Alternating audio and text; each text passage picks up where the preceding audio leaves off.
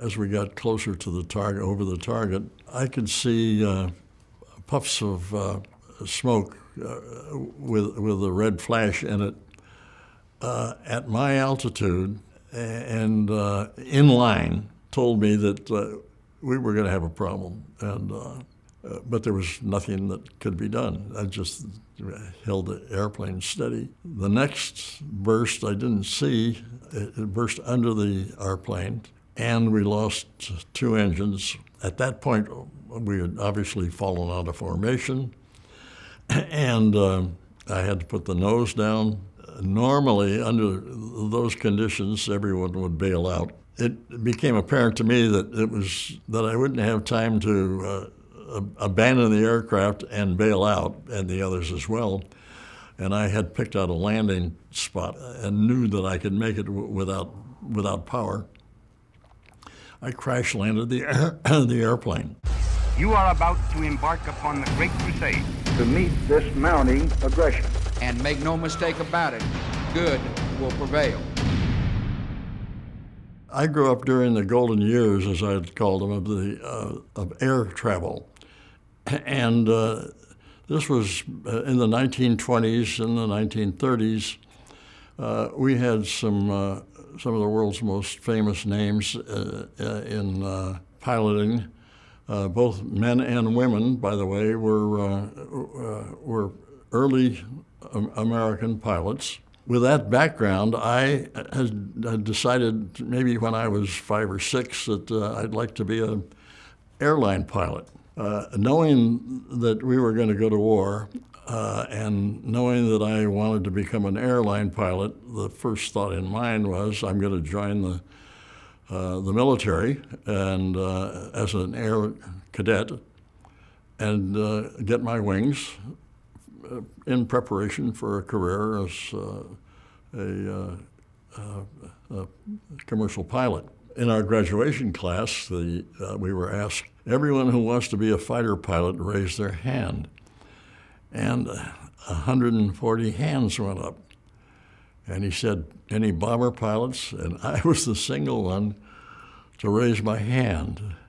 And he said, why do you want to be a bomber? How many engines do you want? I think something like that. I said, the more engines, the better. He said, why do you want to be a bomber pilot? Because I want to become a commercial pilot following the war. So, as you can tell, I was an optimist. I felt that I was going to survive. I had little insurance that I would, but that didn't bother. I mean, it was all I could think of was doing my job, being successful, winning the war with the help of the Air Force, and then I would go on to become a commercial pilot. I was sent to the 379th Bomb Group in Kimbolton, England, along with 5 other crews to replace 5 crews that had been shot down recently, all in the 525th Squadron, the 379th, and in fact, all of the B-17 bomb groups were very limited in planes, and most of the missions that we flew on, there were no more than 19, sometimes maybe 20 aircraft in 3 different 3 squadrons. The life of what the average crew, I think, was probably there was a feeling that if you got through 10 missions, you probably were going to have a pretty good chance of getting your 25. But between 1940, early 42, and let's say August of 1943, only one crew had managed to get to 25. In some of the meetings that I've been attending recently, the question is asked, what made you continue to fly? I mean, how is it that you didn't just resign, refuse to fly? Well, we as a group, both crew and pilots and crew, I think decided they had a job to do, and they were going to do it, and if we were to prevail, and we, speaking personally, I just simply didn't think about being killed. We woke up one morning to attend a briefing and found that we were going back to Schweinfurt. That was on October 14th, 1943. There was a good deal of apprehension in the briefing room, and they had good reason to be concerned. We knew that it was going to be the toughest mission that we'd taken so far, and it turned out to be that way. It was, we got up early in the morning for a takeoff, probably around 7 or 8 o'clock, and I think it was ultimately it was a 3.5-hour mission. We were over the target, or close to the target, around maybe 11 o'clock, and we had been under attack by German fighters all the way in. The American fighters giving us cover were limited in range, and they would fly with us up to the coast of Holland, in this case, and when we reached the coast of Holland, the American fighter aircraft turned back, and we could look up ahead, and the German planes were circling, waiting for us to come in unprotected. And we were, I think they had something like 435 fighters that were detailed for to protect Schweinfurt. They had a pretty good idea of where they knew where we were going. I don't know that I was unaware of losing any airplanes any of our planes going in, but you could see B-17s falling out of the skies on a regular basis. Some of them blowing up, usually some with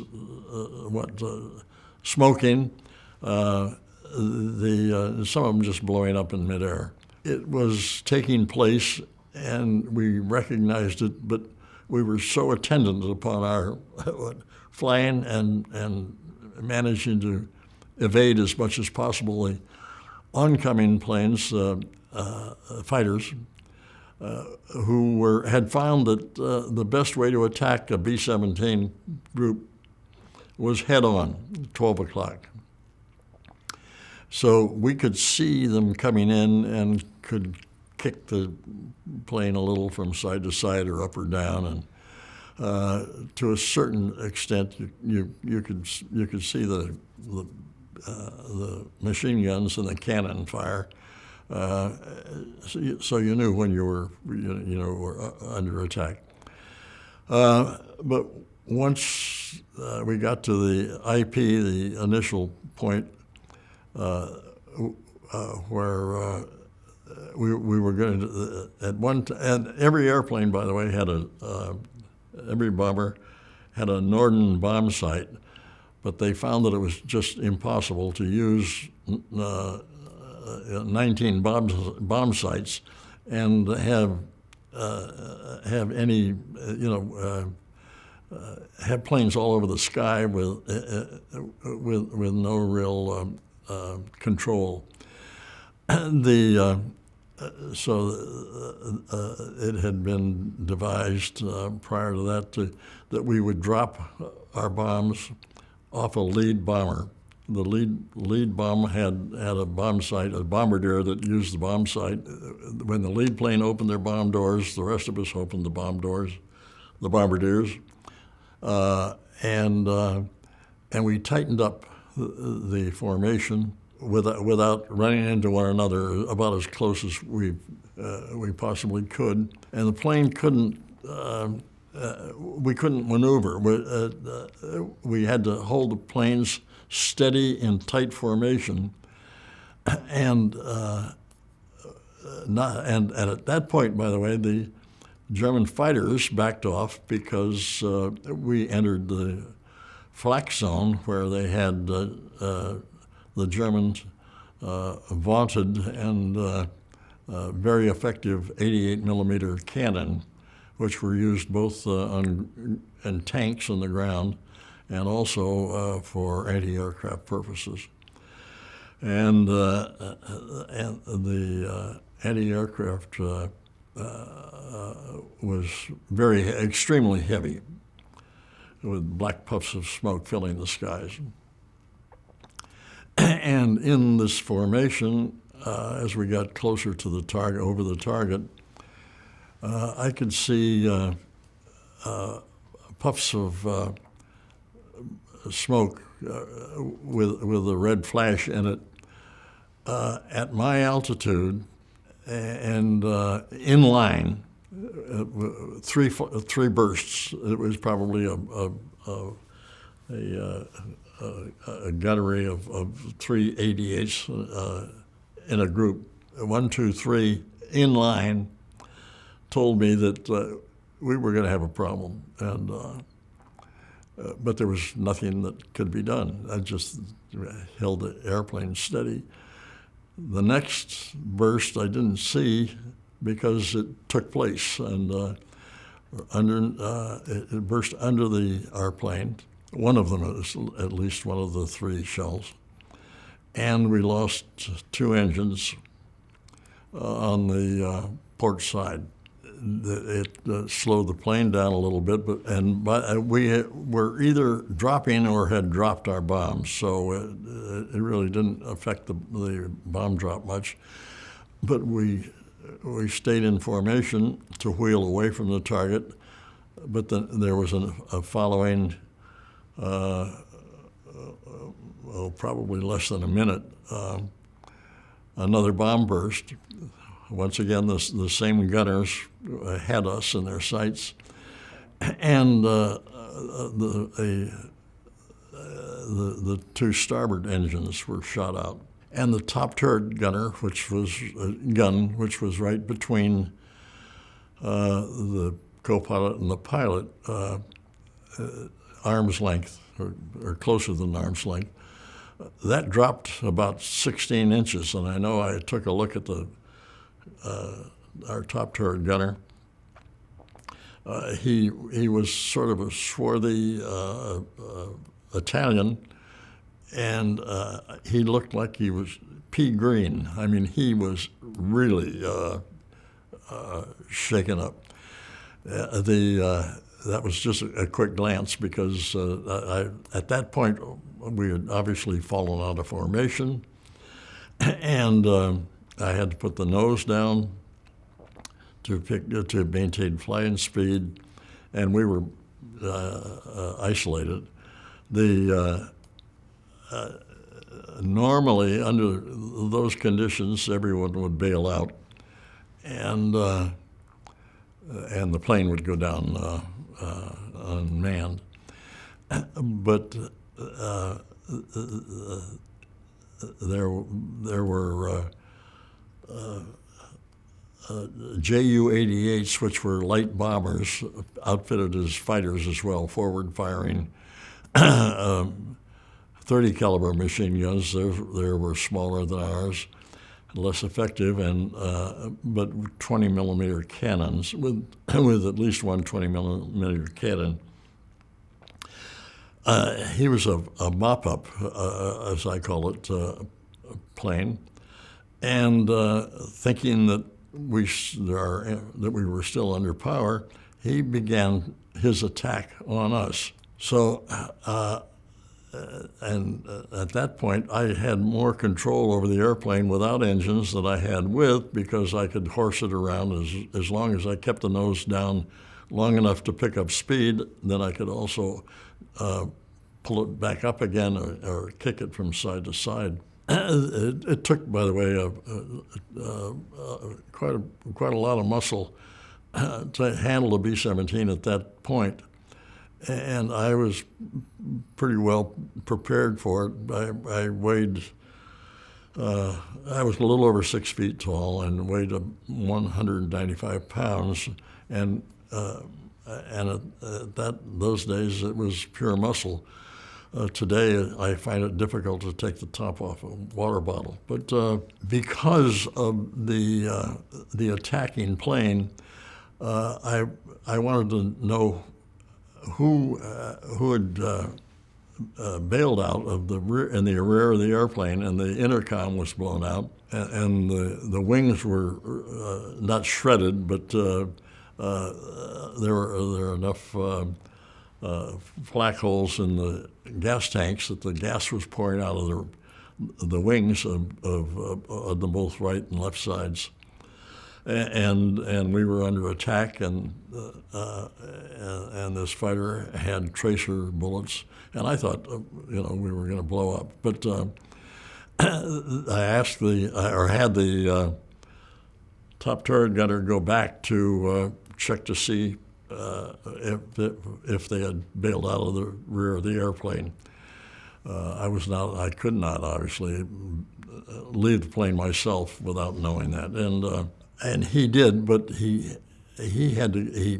could not go back with a parachute strapped on, and he really had to go back on his hands and knees because of the evasive action I was taking. So it took him quite a long time to get back there and come back to me and report that they were all gone, that they had all bailed out. That's the good news. My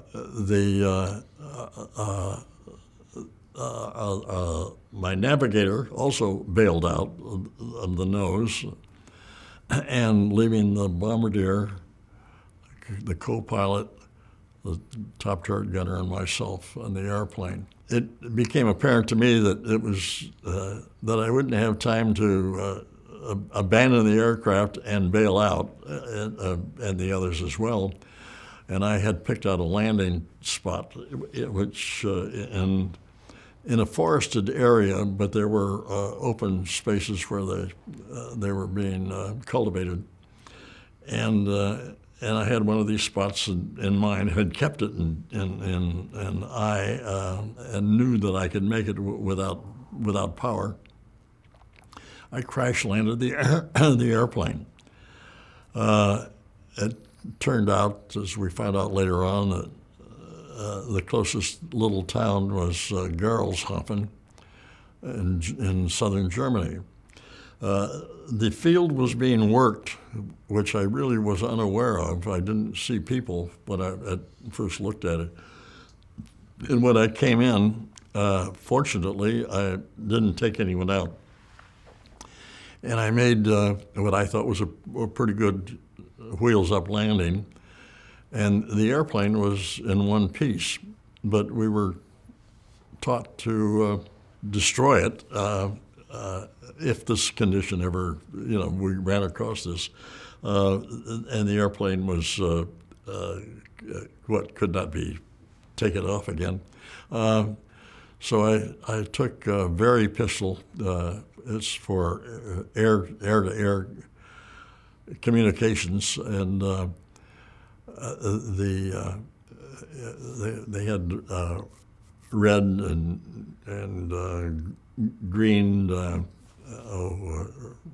white bursts of color, and the gas was puddling under both wings. So I just took the pistol and tried to ignite the gas. Well, a very pistol shell came out not front to back, straight ahead, but they popped off the sides, missing the airplane totally. So I went back in the airplane, popped my chute, took the very pistol, put another charge into it, and fired it into my parachute, thinking that would then light and burn. While I was trying to burn the airplane, the bombardier and the co-pilot took off, running like rabbits. They were caught very quickly within the half hour. But I told my top turret gunner, Macri was his name, I said, you and I are not going to run away. There were people, and by the way, about maybe a dozen people working the fields were standing there with their shovels and hoes and things they had, looking at us, and we looked at them, and I said, we're going to walk away from this.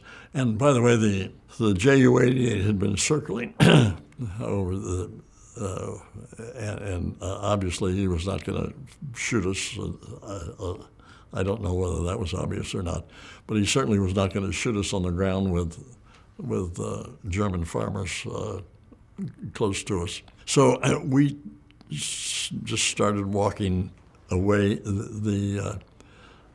away from the airplane and into a forested area. And they parted and they watched us go. They had less idea of what they wanted to do or should do than we had with them. But once we got out of their sight, then we ran like rabbits. We lost all composure. But the next thing that I knew that we were going to be, if not caught right away, that the Germans would have dogs out later on in the day and the evening to track us. I had a compass, which was part of an escape kit that we were all provided with. So using the compass, we headed south in the direction of Switzerland, which might have been 140, 50 kilometers away. We walked at night. Well, we found that we were just not getting anywhere walking at night through the forest. So we decided we would walk during the day and avoid people. And that worked a little better. We made better time. But there were many near instances of our seeing someone in before they saw us, and it slowed our evasion. Well, I won't go into all the detail at this point, other than the fact that we were successfully moving toward Switzerland for 2 weeks. But by that time, the shoes, the wet leather shoes that we had started out with had just about fallen apart. Our socks had rotted off.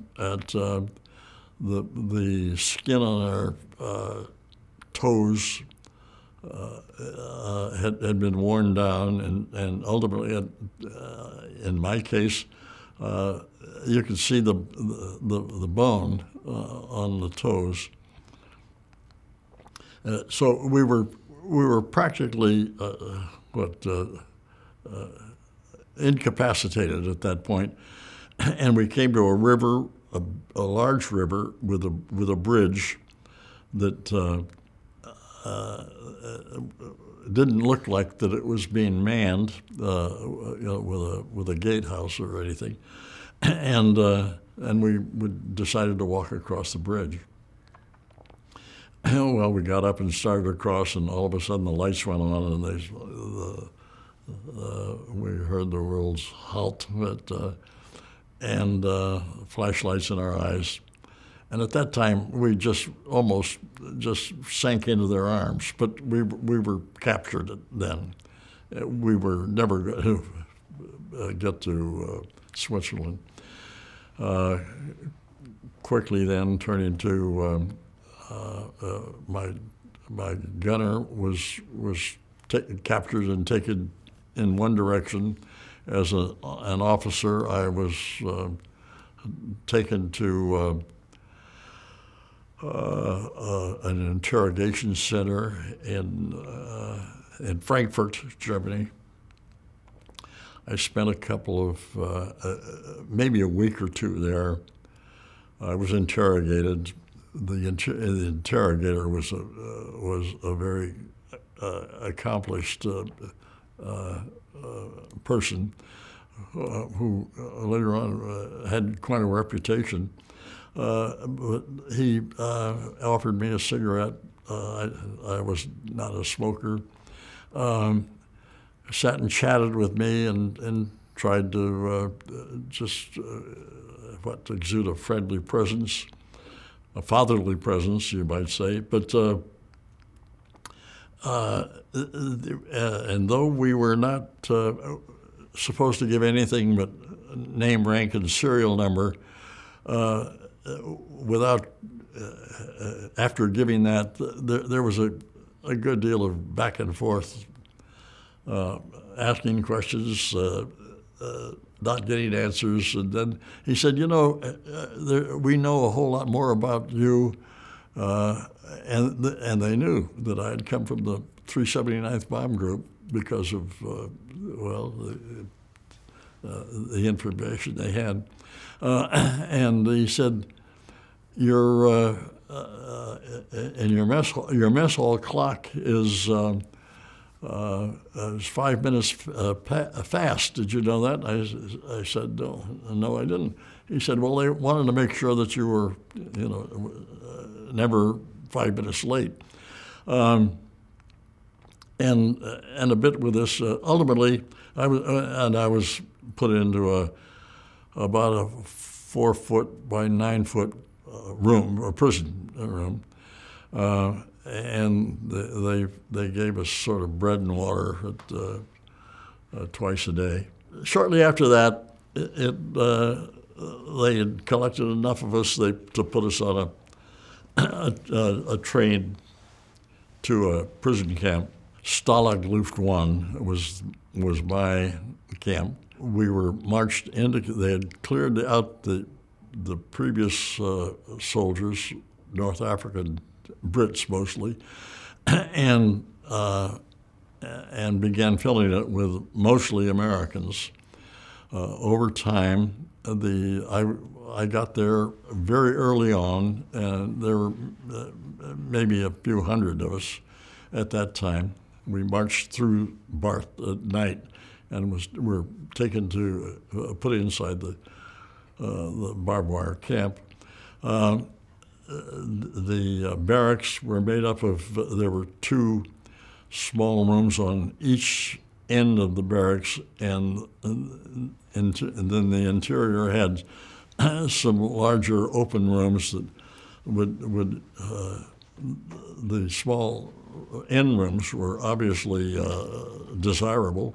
I spent 20 months in the prison camp, and it was miserable, but not beastly. And we sort of bucked ourselves up by saying, well, at least we're not in a Japanese prison camp where the most likely end of it was death. A couple of people were shot trying to escape, as I recall. No one I knew, and not out of our barracks. The German guards, by the way, were open to trading. They had traded with the guards for the materials to build a radio, and the radio was built into a wall, which was also covered with bunks, with a bunk, upper and lower bunk, and the wall was taken out, some of it. The tubed radio was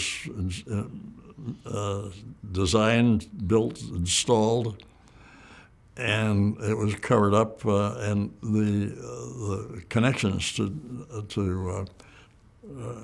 turn the radio on and off were a couple of nails, as I recall. I never saw it, and the Germans never found it. But a radio man at night would listen with earphones, which they got somehow, and write down and listen to BBC and write down a report. And then it was redistributed around to the rest of the camps. There were ultimately 5 camps. We were very well informed about what was taking place on the Eastern Front, where the Germans were getting a terrible shellacking by the Russians, and other reports of the war, and we were giving this information, trading it, if you will, with the German guards. And pretty soon they began asking us how things were going rather than using the German newspapers. It was rather ironic, and it worked. And they kept their mouths shut because, among other things, they might get shot by their own people. We had thought that the war was going to be over because of our information through BBC. We thought the war would be over by Christmas of 44. That was not the case. The Russians took over the base as the Germans fled west. In late April and early May, they held us captive and negotiated our release with the Allies, and we were flown out on May 5th is a date that remains in mind. But 8,000 of us were flown out of that camp back to Camp Lucky Strike in France, where we were reprovisioned. We were fed anything we wanted, and the thing that I enjoyed the most and appreciated the most of all things was just plain old white bread. And at that point, we were returned to the United States mostly, well, by luxury liners once again. The Marys were, filled with thousands of returning vets, and we had a riotous good time coming across the Atlantic at about 10 knots.